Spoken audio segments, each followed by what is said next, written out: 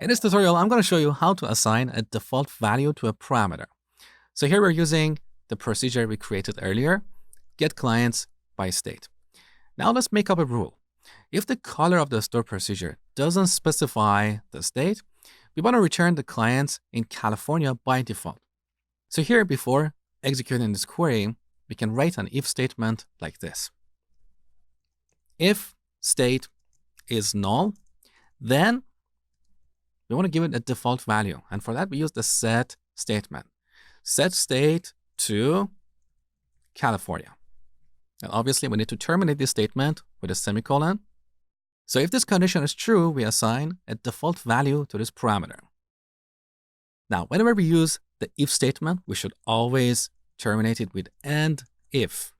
Because if this condition is true, we might have multiple statements here. So we need to tell MySQL what is the end of the if block, okay? Now let's go ahead and recreate this procedure. All right, our procedure is created, beautiful. Now let's go ahead and call this procedure with null. So I'm gonna open a new query window, and here we're gonna call get clients by state, and we pass null as the parameter. So this returns the clients in California. Note that here we have to specify a value, even null, because if we leave it out, MySQL is going to complain. All right. So let's add null here. Now let me show you a really powerful trick. Back to our procedure, let's change the rule. What if instead of returning the clients in California, we want to return all clients? How can we do that? Here's one way. Instead of giving our parameter a default value, we can write a separate query like this.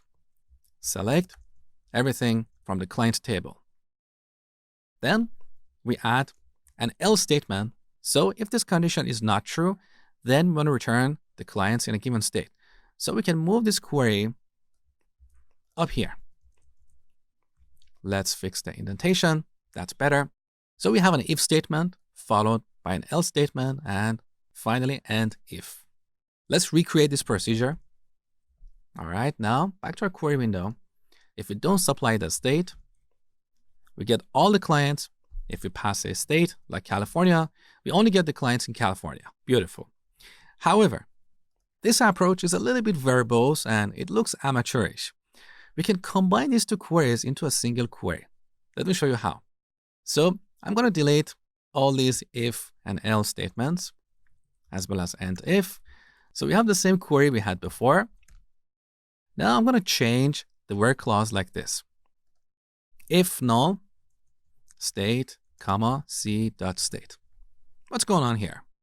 You learned about the if null function in the last section, right?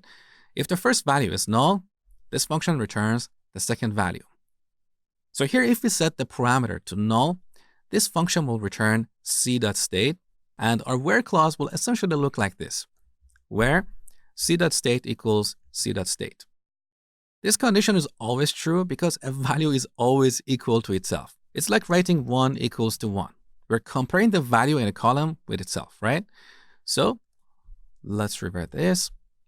With this technique, we can optionally filter data.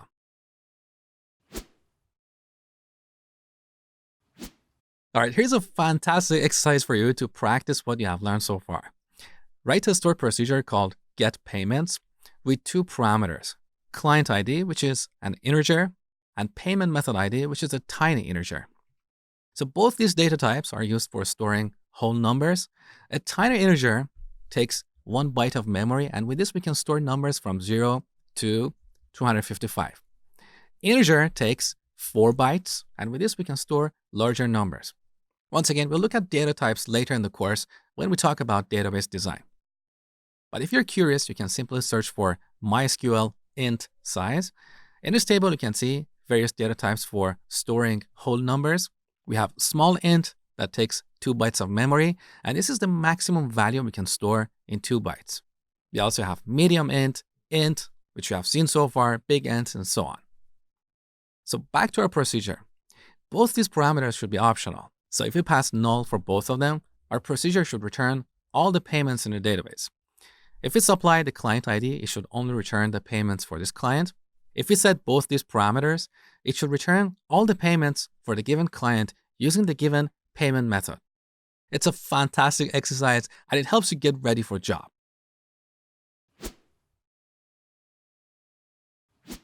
All right, here's the solution. Let's create a new procedure. We're going to call this get payment. This procedure needs two parameters. The first one is client ID, which is an integer, and the second is payment method ID, which is a tiny integer, right?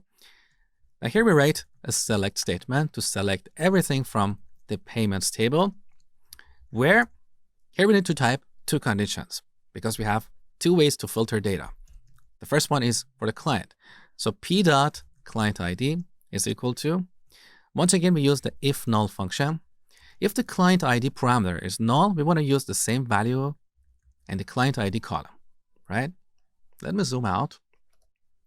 All right, this is our first condition.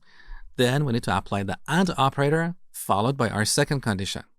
p.payment method is equal to, so note that the name of this column in this table is payment method, not payment method ID. As I told you before, this is one of the real world scenarios. When you work with an existing database, a lot of times you see that the name of the columns are not consistent. All right, so you'll have to deal with that. Once again, we use the if null function. If the payment method ID parameter is null, you want to use p.payment method. Once again, it's not fitting on the screen. Let me break this down. All right, better. So this is the final solution. Now let's test it. Click apply and then create the procedure. Beautiful. I'm going to open a new query window and call the get payments procedure with two values, null and null. Now, technically, the values that we pass here are called arguments. A lot of developers don't know the difference between arguments and parameters.